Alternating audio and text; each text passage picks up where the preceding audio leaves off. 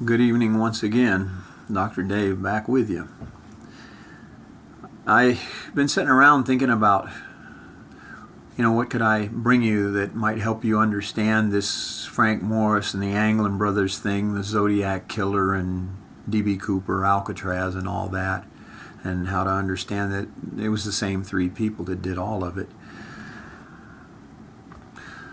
This letter that I'm going to decipher connects D.B. Cooper and Frank Morris and the Anglin brothers and Alcatraz and the Zodiac killer very subtly, but it is there. So something got me interested in looking at some of the letters and cards that Frank sent to the press, because I remember that, he told me there were a lot of clues on there, and he showed me some of them, but he didn't tell me clearly what they were. I had to figure it out on my own, and back then I didn't even try. I didn't care. But now it's become kind of important to me, so I'm spending some time on it. Well, I started looking at those cards and letters last night, and I ended up going through, I think, pretty much all of them. So I decided to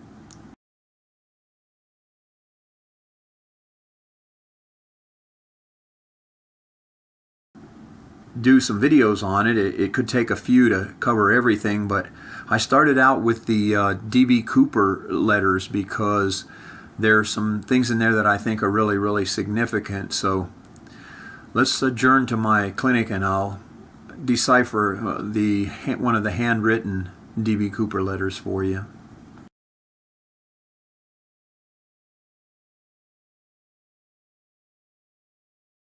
With this D.B. Cooper letter.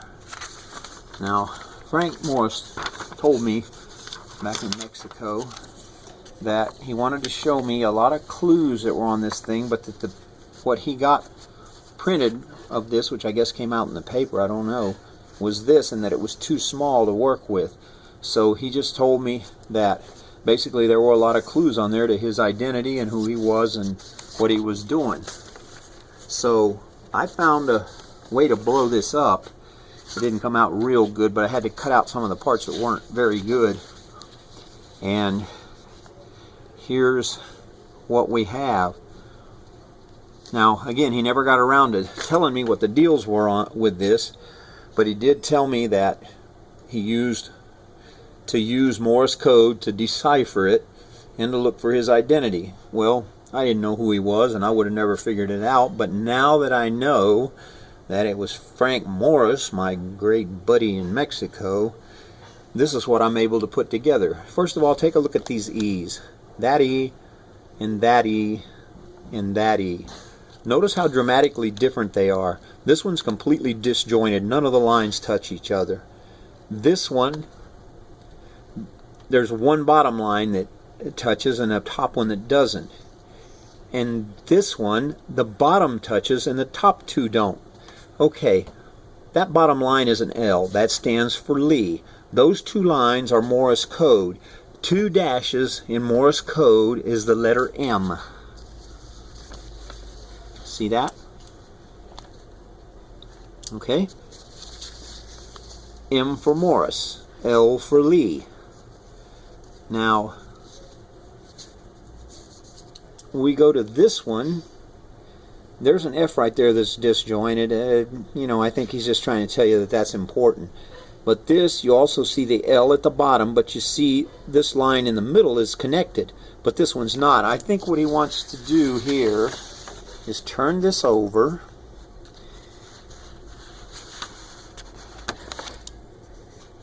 And now it's an F for Frank with one line under it. Frank Morris puts his initials everywhere. Now let's go on to the letter T. Notice how this letter T does not, the two lines do not connect, but here they do. And here they do really perfectly. Now my point is that one person, the same person wrote all of this. They're not going to write those letters different every time unless they did it on purpose. And that was Frank Morris purposely trying to give us some clues. Look at this T. It looks more like an F. It's just missing the line down there. Why are you know, why didn't he line the top of that T up with that line underneath? Because he's trying to tell us something. And here we're back to that T that looks more like an L. But now he gets them really close together so you can't tell. Now, these are the words that I just cut out, these words from that letter that he sent to the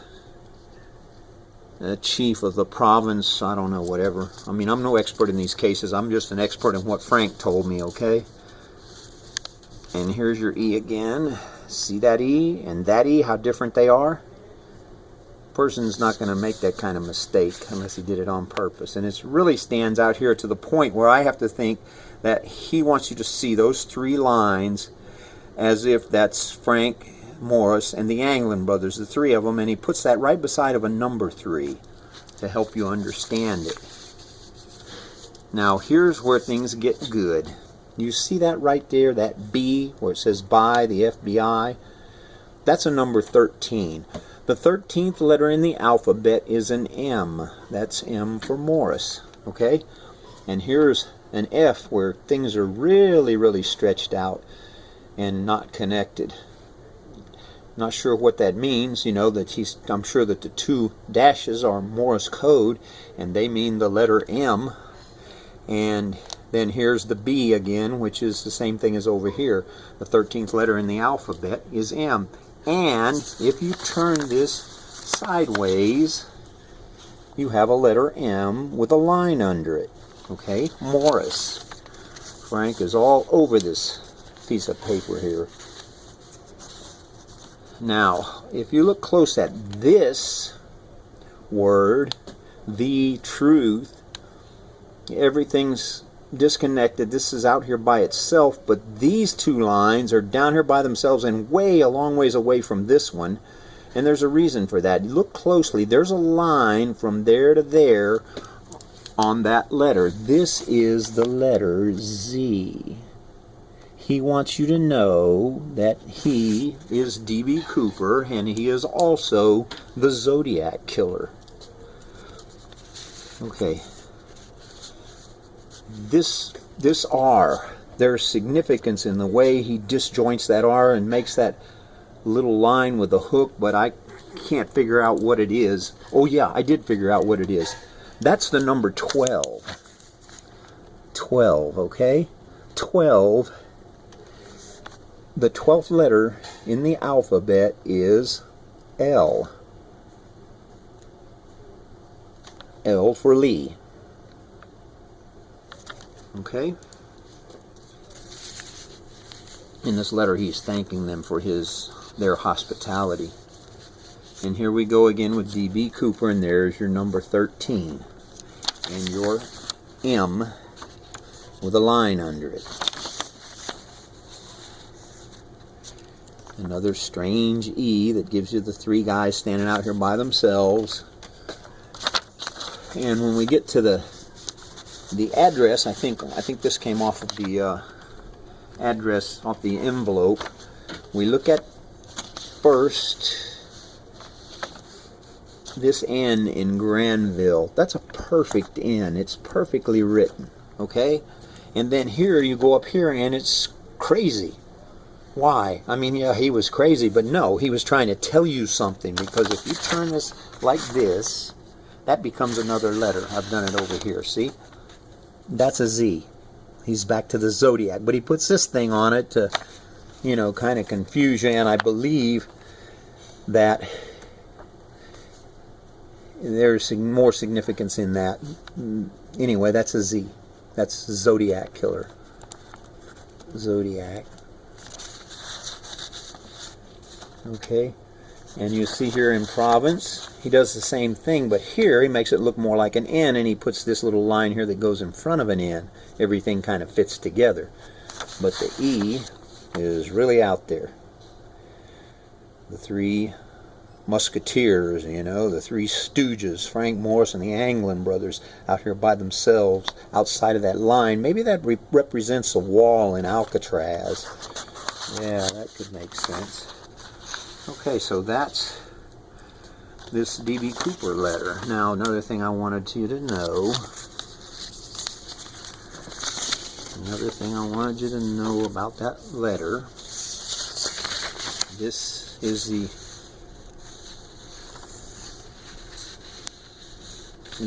the envelope, or a postcard, I don't know.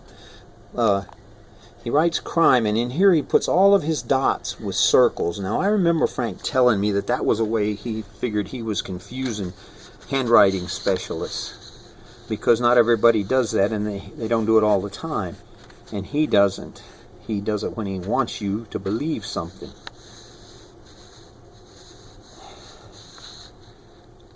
There may be some significance in that R, but I think that's all there was in this one.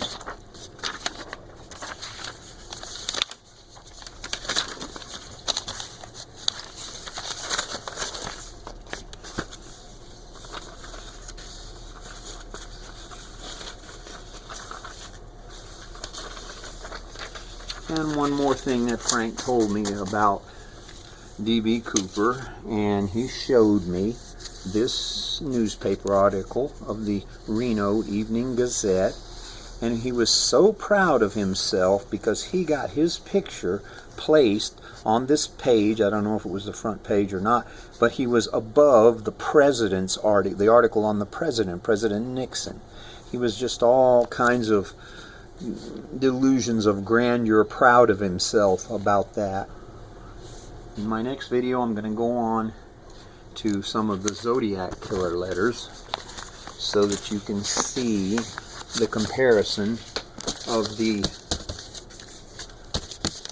way he writes the letters, the similarities of those letters. One of the things that I forgot, which is on this envelope, it says "Attention Crime," and it's addressed to the Daily Enterprise. I remember Frank making some kind of a joke to me about, would a newspaper have a crime division, that if it was going to be addressed to crime, it should go to the police department. But if you look at the ATTN, attention, there's two dots there, and the one underneath, I think, is supposed to represent Alcatraz, because it's roughly the shape of that island.